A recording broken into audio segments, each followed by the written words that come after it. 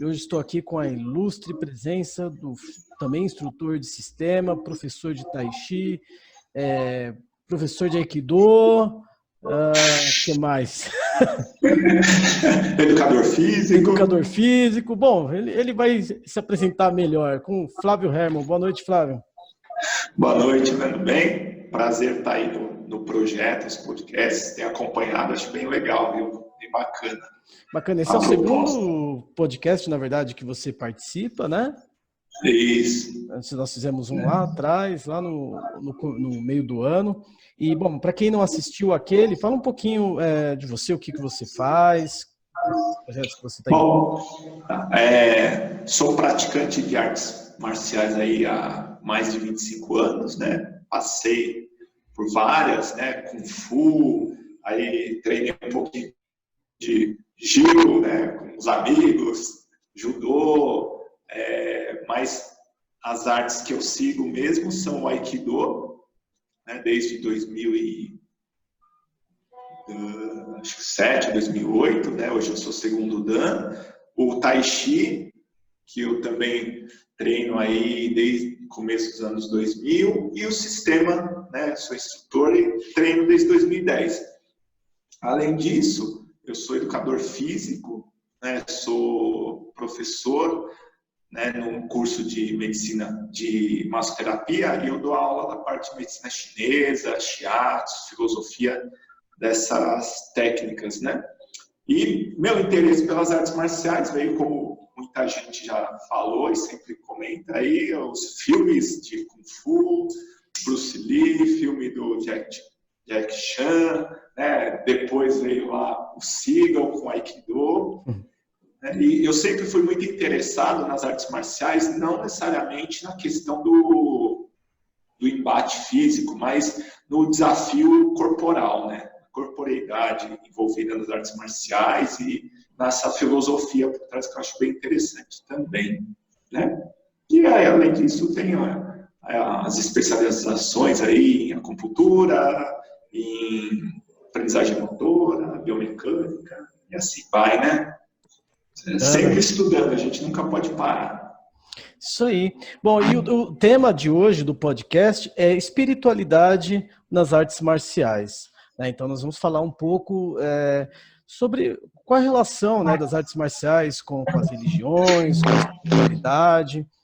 Então, você tem, por exemplo, muito frequente nas artes marciais a questão da meditação, né? Vamos falar da diferença entre a perspectiva ocidental e oriental. Então, hoje o podcast está nessa linha. Tá? Então, vamos começar com o primeiro tópico aqui para a gente discutir, né? Existe contradição, né? Então, primeiro, vamos chegar nesse ponto depois. Eu acho que vamos falar primeiro, assim, como a espiritualidade ela está presente nas artes marciais orientais, né? Você que é professor de Tai Chi, né? De Aikido. Como que isso está presente? Assim, é a mesma coisa? Tem diferença das artes marciais chinesas e japonesas? Bom, primeiro eu acho que a gente precisa entender o que é espiritualidade, né? Muita gente liga espiritualidade à religião, e não é. Espiritualidade é a ideia de transcender ou perpetuar, né, a ideia da vida, você dar um sentido para a vida. E aí depois vem a religião, para aqueles que não conseguiram dar o sentido, que né, começa a nortear aí e fala, faz assim que deve dar certo, né? Okay. Então, a espiritualidade nesse sentido, né, de transcender a vida, de um objetivo maior que a gente vai buscar, ela frequentemente acompanha as práticas marciais, porque eu acho que se você pegar e parar para pensar, né, como era a situação desses guerreiros, né, saindo daqueles romances que a gente acompanha em filme, né, em novela, o cara acordar todo dia sabendo que vai morrer, né? Inclusive, pensando no samurai, ele acordava pensando na morte, né? Isso era um dos preceitos do Bushido. O cara vivia pensando na morte 24 horas. Enquanto ele vivia, estava no lucro, né? Então, isso a gente pode pensar também lá nos vikings também, que eles iam, né, eram todos os guerreiros, ou mesmo os espartanos, né? Eles acordavam sabendo que podia ser o último dia e vamos que vamos, não tem problema. E aí, imagina você, né, você tenta se pôr no lugar desses, como que sua cabeça fica, né? Se você não é um sociopata ou psicopata, é difícil de você encarar isso. E aí a espiritualidade, ela entra como uma forma de você, talvez, amenizar esse caminho, né, que a gente... Aí sim, a gente pode ler, ver em filmes, né, a espiritualidade como uma forma de você dar sentido àquilo que você está fazendo. Né? Porque, pensando nos samurais, por exemplo, que eles eram... eles tinham que defender o seu senhor feudal, né? Eles eram quase que escravos, né? O cara não tinha vida e estava lá. Tem um livro que chama Hagakui, que conta a história de um samurai, né, e como era essa relação com o senhor feudal. Né? Quando você lê, para aqueles que têm aquela imagem, né, do samurai, o guerreiro, o cara que tinha tudo, você fala, eu não ia querer isso para mim, não. A gente tem uma visão idealizada, né? Isso. Eu acredito que é mais ou menos, por exemplo, você se colocar no lugar do policial hoje em dia, que o cara não pode sair de farda de casa, nada, porque o estresse que vive ali em cima dele, né? Ou de repente até os bandidos, que o cara morre hoje com 20 anos, 22 anos, o cara tá morrendo, né? Os samurais não chegavam a 30 anos de idade. Quer dizer, a morte está o tempo todo, né, presente. Uma perspectiva. Está o tempo todo presente. Então você tem que arrumar uma forma, e a mente humana, ela é rainha nisso, né? Meandros para se enganar e achar um meio de falar, não, tá tudo bem, mesmo estando para morrer, mas tá tudo bem, vamos levando. E então, acho que a espiritualidade entra aí. Então a gente pode considerar que a espiritualidade é uma forma de mecanismo de defesa para esse tipo de vida. Né? E naquele período eu acho que ela funcionava assim. Por isso até que existia, até, por exemplo, voltando, os vikings, eles iam para Valhalla, que ia ser a festa eterna.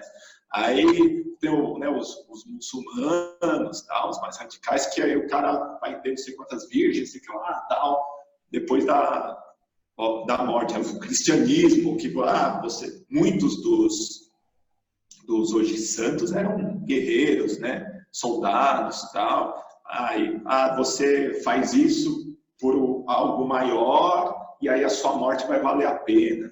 Né? E aí, na China, a gente tem os templos Shaolin também, e aí tudo permeava por aí. Depois, né, isso foi mudando, acho que a gente vai falar disso daqui a pouco.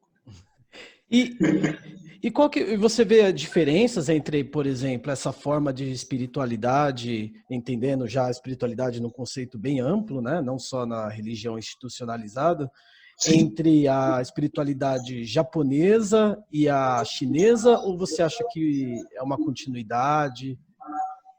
Não, eu acho que o conceito é muito parecido, até porque é diferente do que a gente, né, ocidentalmente, tem o conceito de espiritualidade. Para nós, o conceito de alma, né, no sentido, e aí, na filosofia taoísta, né, que foi influenciar o budismo e assim por diante, né, o espírito nada mais é que a parte sutil do seu corpo. Né? Então, o espírito é o que te conecta a parte física com a parte energética, né, o Qi, só que muitas vezes o Qi também é interpretado como uma forma de desenhos animados e filmes que o cara lança energia e tal, essas coisas, né? Não, o Qi é o que nos dá vida, né? É uma essência. E o corpo é o que né, é o receptáculo desse Ti, e o espírito é que ele conecta os dois, que dá sentido a essas duas formas que dão um ser humano, né? E aí a espiritualidade, nesse sentido, né, pensando lá na China e no Japão, está relacionado muito mais com a natureza, com você estar dentro desse ciclo natural, né, de vida e morte, que é diferente do conceito ocidental nosso, cristão, espiritualidade, que você vai renascer e tal. Nesse sentido, eles são diferentes com relação ao Ocidente.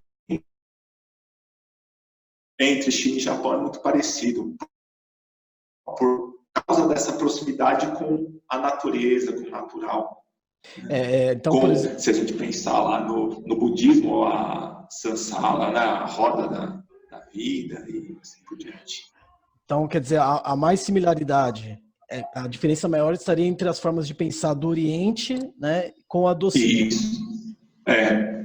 Né? Então, até a questão, por exemplo, né, o Joseph Campbell, que é um estudioso de mitologias, né, ele diz que, por exemplo, uma das diferenças seria que no Oriente a relação com a divindade ela é muito interna. Né? O Deus está dentro de você. Né? A divindade, o indivíduo ele faz parte, como você disse, de um todo. Né, de um esquema. Enquanto na tradição ocidental, Deus está separado. As pessoas têm que reconectar, né, com Deus, com algo que está fora. Enquanto que na oriental, o homem faria parte. Né, Deus estaria... Na verdade, eu acho que na oriental, né, o cara espiritualizado pode ser ateu. Não tem problema nenhum. Talvez no ocidental isso seja mais estranho. O cara é ateu, mas é espiritualizado. É porque não está atrelado à religião. Né? Assim, é uma filosofia de vida, é uma forma de interpretar os acontecimentos, assim por diante. Sim, o budismo, por exemplo, que você citou, ele está muito mais próximo, pelo menos o Zen budismo, né? Porque o budismo também tem várias tendências, bem diferentes das outras, mas o Zen budismo ele está mais próximo do que a gente considera como filosofia no Ocidente, né, do que uma religião, né, cosmológica, né, com deidades. Né? E qual que é o impacto que você acha que isso tem nas artes marciais chinesas e japonesas? Você acha que isso muda alguma coisa ou não? Assim, na prática, na formação?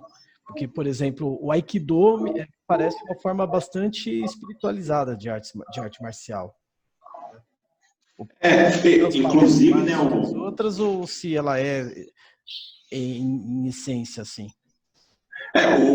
O Sensei, né, que é o Morihei Ueshiba, o fundador do Aikido, ele sempre falou que o Aikido, e aí já trazendo para um momento mais atual, né, que é a ideia do caminho nas artes marciais, quando, né, final do século XIX, começo do século XX, que o Bushido deixa de ser Bushido, né, que é o caminho do guerreiro, para virar só Budo.